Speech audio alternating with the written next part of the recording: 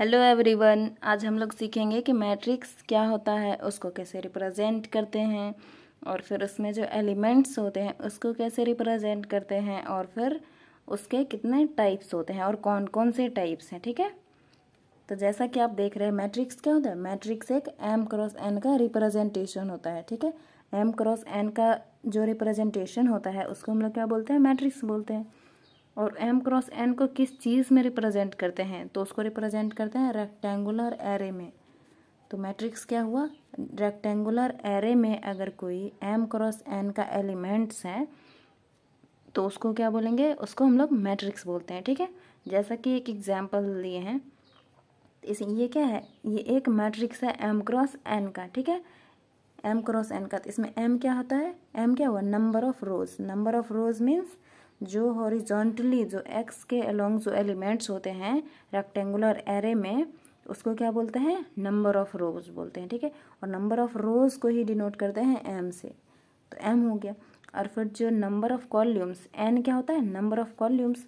और n matrix में क्या होता है, जो y के अलोंग वर्टिकली जो एलिमेंट्स होते हैं रेक्टेंगुलर एरे में उसको क्या बोलते हैं, नंबर ऑफ कॉल्यूम्स, उसको डिनोट करते हैं n से। ठीक है, तो यही जो होता है number of rows into number of columns, ये क्या होता है, मैट्रिक्स का ऑर्डर होता है। ठीक है, तो कहीं भी जो होता है हम लोग मैट्रिक्स में ये जो लिखा होता है इसको मल्टीप्लाई नहीं करते हैं। क्यों नहीं करते हैं, क्योंकि ये मैट्रिक्स का ऑर्डर का रिप्रेजेंटेशन है, ये बताता है कि मैट्रिक्स कितने ऑर्डर का है। ठीक है, अब हम लोग देखेंगे कि जो मैट्रिक्स जो होता है उसमें जो एलिमेंट्स होते हैं उसको रिप्रेजेंट कैसे करते हैं। ठीक है, तो मैट्रिक्स में जो एलिमेंट्स होते हैं उसको लिखने के लिए जो होता है एक टर्म का यूज़ किया जाता है, AIJth टर्म। ठीक है, इसमें जो आई जो होता है वो रिप्रेजेंट करता है ith रो। ठीक है, और जो जे होता है वो क्या रिप्रेजेंट करता है, jth कॉल्यूम। तो जैसा कि यहाँ पे एक एग्जाम्पल हम लिए हैं ये बताने के लिए कि कौन से मतलब जो मैट्रिक्स होता है उसमें जो एलिमेंट्स होते हैं उसका टर्म्स का नाम क्या होता है, जो एक्चुअल रिप्रेजेंटेशन होता है वो क्या होता है। तो ये क्या है, ये फर्स्ट कॉल्यूम और फर्स्ट रो है, इसलिए ये जो है ये क्या है, ये फर्स्ट रो हो गया और ये फर्स्ट कॉल्यूम हो गया। और ये क्या है, फर्स्ट रो सेकंड कॉल्यूम। तो पहले हम किसको रिप्रेजेंट करते हैं, पहले रो को फिर कॉल्यूम को। ठीक है, पहले रो फिर कॉल्यूम, तो ये क्या है, सेकंड कॉल्यूम, तो इसलिए सेकंड कॉल्यूम हो गया और फर्स्ट रो। तो वैसे ही ये एलिमेंट्स बढ़ते जाएंगे और लास्ट में क्या आ जाएंगे, फर्स्ट रो है लेकिन nth कॉल्यूम। nth कॉल्यूम क्यों हुआ, क्योंकि इसमें कितने कॉल्यूम्स हैं ये हम लोग डिटरमाइन नहीं कर सकते हैं, इसलिए हमने यहाँ पे एक n का डेनोटेट किया है। ठीक है, तो वैसे ही जो है ये क्या हो गया, ये सेकंड रो हो गया और फर्स्ट कॉल्यूम हो गया, तो ये क्या हो गया, A21 हो गया। और ये क्या है, ये सेकंड रो सेकंड कॉल्यूम, इसलिए इसका नाम क्या हो गया, ये A22 एलिमेंट्स हो गए। तो वैसे ही इसमें एलिमेंट्स क्या होंगे, बढ़ते जाएंगे, तो ये लास्ट में क्या आएगा, ये सेकंड रो और nth कॉल्यूम। क्यों, क्योंकि इसमें भी हम लोग कॉल्यूम को डिटरमाइन नहीं कर सकते हैं, तो वैसे ही बढ़ते जाएगा। फिर लास्ट का जो एलिमेंट्स होगा उसको डिनोट करेंगे, तो कैसे करेंगे, तो लास्ट का जो एलिमेंट्स होगा उसमें क्या होगा, ये क्या हो जाएगा, mth रो और फर्स्ट कॉल्यूम। ठीक है, क्यों, क्योंकि ये फर्स्ट कॉल्यूम है और ये mth रो हो गया। mth रो क्यों हुआ, क्योंकि इसमें हम लोग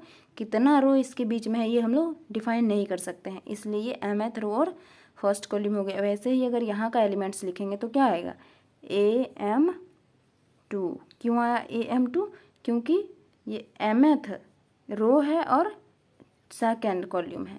तो वैसे ही जो ये लास्ट का जो एलिमेंट्स होगा किसी भी मैट्रिक्स का वो क्या हो जाएगा, mth रो और nth कॉल्यूम। क्यों, क्योंकि इसमें रो भी डिफाइन नहीं है और कॉल्यूम भी डिफाइन नहीं है, तो इसी से जो लास्ट का जो टर्म होता है उसी से हम लोग क्या होता है लिखते हैं, जो मैट्रिक्स का जो ऑर्डर होता है वो डिफाइन होता है कि ये कितने ऑर्डर का है। ठीक है, अब हम लोग देखेंगे कि मैट्रिक्स कितने टाइप्स का होता है।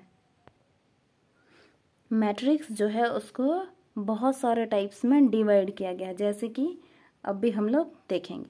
तो फर्स्ट क्या है, टाइप्स ऑफ मैट्रिक्स में फर्स्ट क्या है, स्क्वायर मैट्रिक्स। स्क्वायर मैट्रिक्स क्या होता है, जिसमें m जो होता है वो n के बराबर हो जाता है, नंबर ऑफ रो जो होता है नंबर ऑफ कॉल्यूम के बराबर हो जाता है। और डायगोनल मैट्रिक्स क्या होता है, डायगोनल मैट्रिक्स होने के लिए उसको स्क्वायर मैट्रिक्स होना जरूरी है। ठीक है, और डायगोनल मैट्रिक्स क्या होता है, स्क्वायर मैट्रिक्स में जो डायगोनल्स होते हैं उसको बोलते हैं, ठीक है। ये सब जो है जितने भी टाइप्स के मैट्रिक्स अभी हम आपको बताएंगे वो नेक्स्ट वीडियो में इसका डेफिनेशन, इसको कैसे डिनोट करते हैं, वो सारी चीज़ हम आपको सिखाएंगे, उसका वैल्यू कैसे निकालते हैं।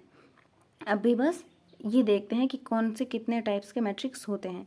तो फर्स्ट क्या है स्क्वायर मैट्रिक्स, सेकंड क्या है डायगोनल मैट्रिक्स, थर्ड क्या है ट्रायंगुलर मैट्रिक्स। ट्रायंगुलर मैट्रिक्स कितने टाइप्स का होते हैं? 2 टाइप्स के होते हैं, अपर ट्रायंगुलर और लोअर ट्रायंगुलर। फिर क्या है scalar matrix, identity matrix, symmetric matrix, skew symmetric matrix. उसके बाद क्या है nilpotent matrix, idempotent matrix, involutory matrix, Hermitian matrix है, स्क्यू हर्मिशियन है, ऑर्थोगोनल मैट्रिक्स है, नल मैट्रिक्स है। नल मैट्रिक्स का दूसरा नाम क्या होता है? Zero matrix. इसका मतलब होता है कि इसमें जितने भी एलिमेंट्स होंगे इस मैट्रिक्स में ऑल एलिमेंट्स क्या होंगे? जीरो होंगे। और रो मैट्रिक्स, रो मैट्रिक्स का मतलब क्या होता है? इसमें 1 कॉलम होता है और बस रो होता है, ठीक है। और कॉलम मैट्रिक्स क्या होता है? कॉलम मैट्रिक्स में कॉलम जो है एक से ज़्यादा हो सकते हैं लेकिन रो एक ही होगा। तो इन सब का डेफिनेशन जो है और फिर ये इसको कैसे फाइंड करते हैं, ये क्या होता है, वो नेक्स्ट वीडियो में।